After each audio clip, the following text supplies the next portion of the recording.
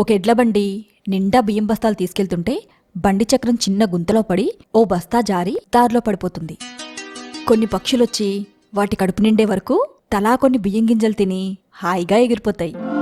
కాసేపటికి 2 మేకలొచ్చి తలా గుప్పెడు బియ్యం తిని సంతోషంగా వెళ్ళిపోతాయి.